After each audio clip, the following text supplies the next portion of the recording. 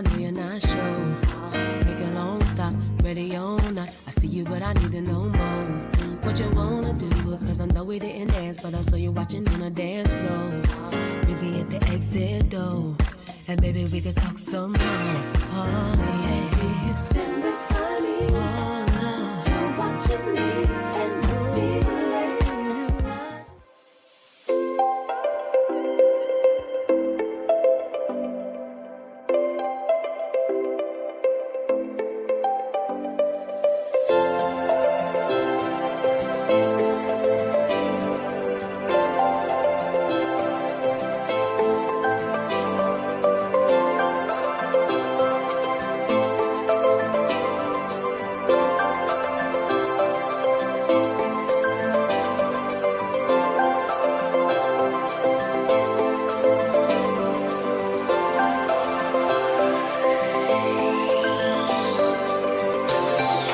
feelings. Greetings. Good afternoon, Juneteenth family. Welcome to another weekly Lunch and Learn. In terms of business, if you have a dream, go for it. Pursue it. Work hard at it, because with anything that you want to do, it's going to come hard work. You know, if you don't put the hard work, you don't put the time into it, it's not going to flourish the way you want to. Maybe advice for anybody who's looking to start a business, like, just do it. Start off small and then kind of expand. I know sometimes it can be overwhelming, but like once you're in it, you'll be like, oh my gosh, why didn't I do this long time ago? Love you. Tell yourself, I love me too. I love you, Omena. Love you. When you open your heart and your mind, you're opening up to your blessing. Yeah.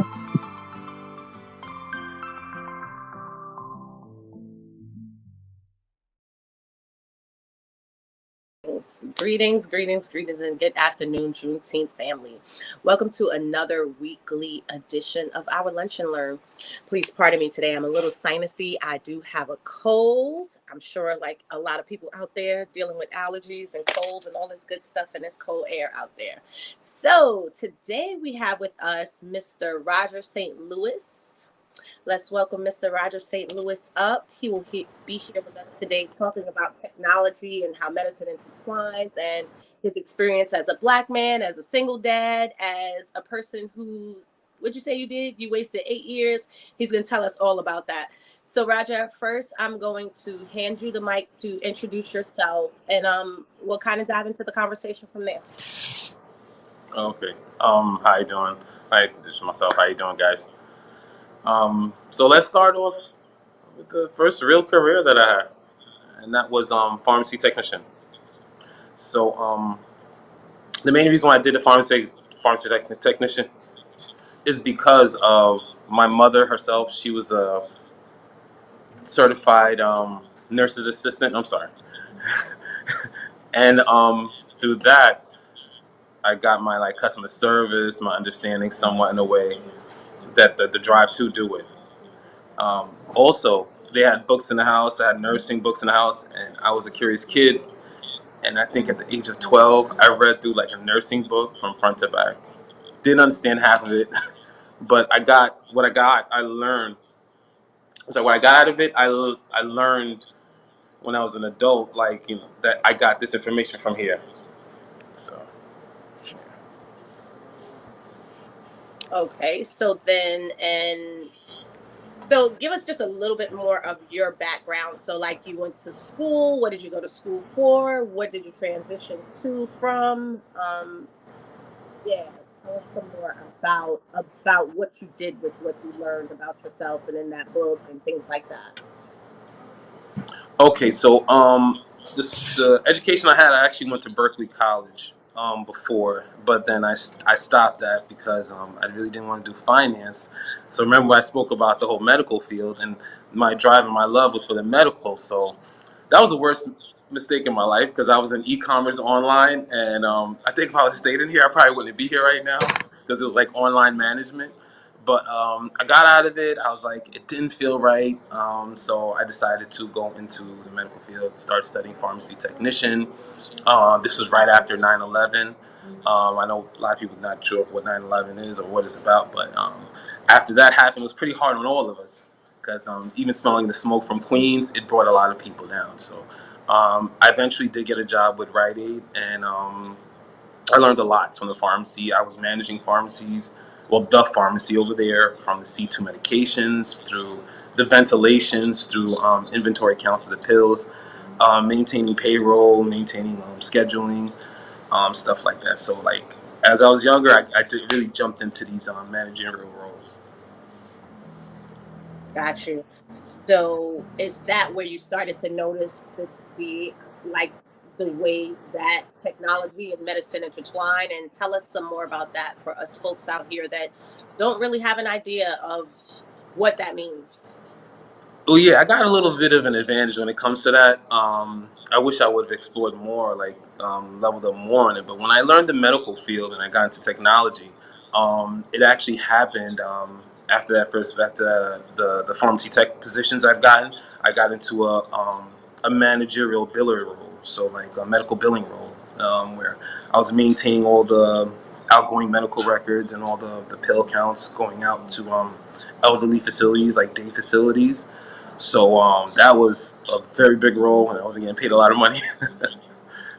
So, but as we are, I don't want to as you're African Americans, we usually take these roles, these very big, responsible roles, and we don't get that much money, and then, like it puts us in a path. Like I got to feed my family, and then you get that inkling, like maybe that other job is better and it tastes better. It's a little more money. It's like $2 more, and then you go to that $2 more, you end up having to travel, and then it gets more. So it was at my age. I was single, had no kids at the time, and it was like a lot of toss-up jobs, So after I did the medical billing role, which was amazing, I left that, and I decided I just wanted something better. I actually had no job. I left. I was doing like side hustle jobs, and then I was still making good money because I had my son at the time. So then I was like, you know what? Let me get into technology. So when I got into technology, I was ending up in places like Zwanger Passeri, which is a medical facility, and I worked somewhere else. I worked, how can I say, okay. I was working Zwanger Passeri, and I worked at this other location, Emblem Health. The reason why I'm confused about Emblem Health, because they're like a nonprofit company and for-profit company with doctors, and a nonprofit company with insurance. So that too, like, was like a conflict of interest. So that's why I'm always conflicted about when I work there. But I worked at ACPNY, which provides which provides physicians, and I work with Emblem, which provides the insurance company, and they work together. But that's a whole nother story. But me being a pharmacy technician, I entered these roles with a snap. Like, I understood everything. It was like I was there for years. So that's how it intertwined in a way, and how I got an advantage in a way. But there's other positions also we're gonna get into. Got you. So you had mentioned being at a phase where you didn't have a child, and then kind of like you switched over, went into like, because now you had your son. Tell us about your child, and about parenting and being a single dad. Yeah. So what happened is I became a single father, and me becoming a single father is a little different. I didn't get custody until he was like 3 years old, and then from that on, I would just be working on my own. I just had my own business because I couldn't be away from my son. I didn't have nobody at the time, serious, that was being in that family role, and the way things are going in the world right now, I just, it was so uncomfortable for me to leave the house at night, right? I'd go work in downtown Manhattan, wherever it is, Wall Street, and then I had to come back home. And then I come back home to this human being, to this male child, that didn't see me for the whole day and expect to listen to me. Like, it's hard. Like, these parents, like, as a parent, I feel like I was in the twilight zone. I'm looking at all these parents like, y'all really gonna leave your kids by themselves? Like, y'all really gonna leave your kids with this person? So I had a PTSD from my old neighborhood. I just couldn't be away from my son. So it was a couple of years happened. His behavior got really bad. I was leaving work a lot, and just to the point, like, I was gonna get fired anyway. Like, I was from working my 9 to 5 to trying to see him at the schools, and I was like, you know what? Let me just work on my own. And how has that been? How old is he now? Like, share what it's like. I mean, because we constantly hear the mother side. I mean, we've been doing this. We know exactly what you're talking Yeah. about. Yeah, we do it because we have no choice. But let us hear what that looks like. Like, what does it look like when you're making decisions? What does it look like when you're deciding to take on new roles? Like, for instance, we didn't get to your photography first, but I know that you're a major part of the Juneteenth board. That means that that's another area, another project, another something else that you've gotten yourself into and delved into. What does that look like for you, living your dreams as like an entrepreneur and also being a single parent? And we'll remove dad or mom from that because I have that. It doesn't matter what our sex is. It's taken on wearing all of those hats, but still wearing parenting hat. It can be a lot sometimes. So, like, how are you managing it? What does it look like? How is he now? How has making these decisions for you guys' lives impacted him? It's the best decision I made. Me being around my son is the greatest. Right now, he's doing some phenomenal things in technology on his computer, and that's all because his father was like a manager, and he pressed him, pressed this child. So for now, I'm not the richest man in the world, but I recently partnered up with a young lady at a tea shop. I'm actually at the tea shop right now, and I'm gonna be bringing teas, coffees, and also new health to this neighborhood because of my son. I had to get healthy, and I know it's like I'm rooting my son a lot because my son had to get healthy, and through that I did it through teas, and then I'm blessed enough to be in the business right now, partnered up with somebody to bring it to the neighborhood. So that's how it's going right now. Nice, pretty dope. So what else do you have going on? So you have the tea shop going on. I know I mentioned your photography. What are some projects, like if somebody wanted to work with you or to bring you out or to have you come into their space, what are some of the things that you do um yeah, out in the world? Oh, okay, so let's go to the photography world. I used to work for 7 days, 7 nights, and I did that for about 2 years. So I've learned everything within like events management, photography, um, photographers, videographers, um, for the people that want to rent out, from learning their personalities, event space owners, and things like that. I'm pretty vetted in that. So when I go to a lounge, I feel like I need to get paid afterwards. So as a photography experience, also I did a lot of interviewing, photo shoots, which would deal with like family orientated photography. There was one thing I did. I didn't want anything my son couldn't look at because I would be editing pictures and he'd be right behind me. And then I used to go to the clubs a lot and it used to be very inappropriate at times. So as for the photography technology, I have a team right now, and we go through like what you want. We audit the big mistakes, the great outcomes of what you want, and we try to get to there at a certain price of what you can afford.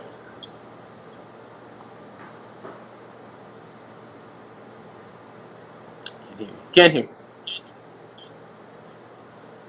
I'm actually on mute. But I was also still in my head as well.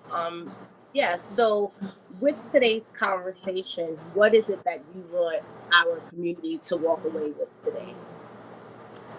I would say as parents, we need to just look at the big picture. I was a one-person role in my family role, and it was extremely hard, and I made it look good. But When I you when wish you us as a say people understand.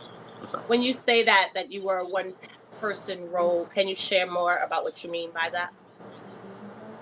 Raising a young man in America today, there's so many how can I say, outside entities that tried to make me look incompetent, that made me look like I wasn't a good and stable father.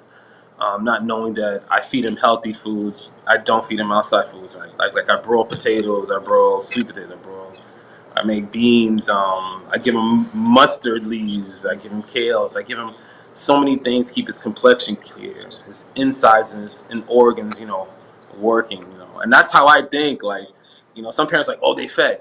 No, it's the nutrition part, and with the managerial roles, that's why I'm so and key and focus on it. Gotcha. Gotcha. All right. So, and as far as Juneteenth, what is Juneteenth? Wow, it's like being a part of Black American history, being there and making sure these views and these moments are taken properly. It is a lot to take in, but it is enough for me. I got this. I've had way stricter roles where the pressure was a lot. Where I'd go home and I swear to you, my eyes were leaking a little bit. It's the pressure that you get. That I've gotten throughout my time in my work history that make this like, okay, I got this. I've done this before, and just getting it in order and getting it out. Gotcha. It's part of history. So it's a part of history. Gotcha. All right. Well, I've enjoyed this conversation today. I know we ran a little bit shorter than typically. We definitely have time that if there's anything else that you would like to share with the community while we're here, you can definitely use it. Use our platform to let them know whatever it is that you want them to do. Parents, take care of your kids, please. They are the number one investment in your life. And there's one place, I'm sorry, let me add. I used to work with elderly people. That was one job I forgot about. I was a matron. And one of the best experiences I had in my life, because these people were innocent and they would talk to me and the conversations. And I would have this one lady I always remember. She would always sing to me when I came on this bus. So we as people got to have more love. Like, we got to have more understanding other people and know that people aren't perfect. So that's all I got. I agree with that. Thank you guys for being with us today. And thank you, Roger. I will see you behind the scenes shortly. Got you. Okay. All right, community. Thank you for being with us today. The conversation was very short, but very sweet. I hope that you were able to walk away, especially for our gents out there, for any of our brothers out there that are on the line listening. I hope that you were able to take something away for yourself from Roger through his shares of being a parent and being a dad and doing it on his own and doing it from an angle that is working for him and working for his son. So definitely reach out to him, follow him, and start a conversation. Have a conversation with his brother. Go check out the teas at the shops and hire him to take your pictures. And it has been a pleasure. And next week we will be joined by my sister, Danny B. And she'll be talking about love being an action word. And I'm super excited to have that conversation with her. Thank you all that joined us today. And if you haven't already, do know that we are still taking on vendors and artists and sponsors for our upcoming Juneteenth. And I will see you guys next week. Have a great day, everybody.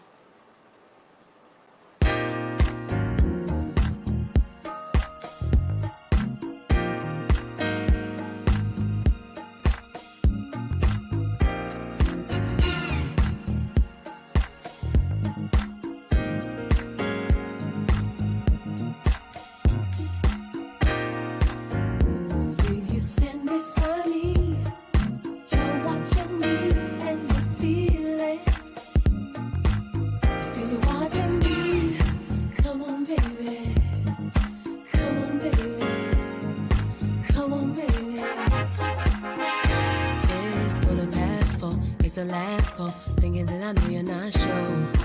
Make a long stop, ready or not. I see you, but I need to know more. What you wanna do? Cause I know we didn't dance, but I saw you watching on the dance floor. We be at the exit door, and maybe we could talk some more. Oh, yeah. You stand beside me, you're watching me, and you feel it.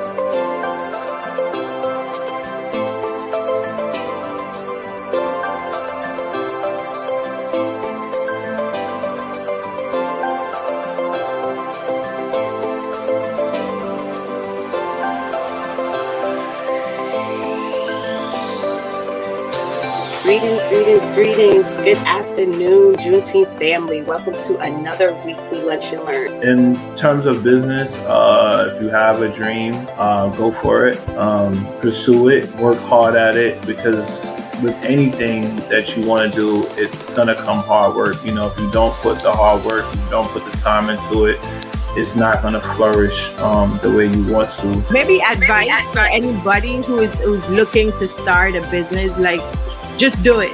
Start off small and then kind of expand.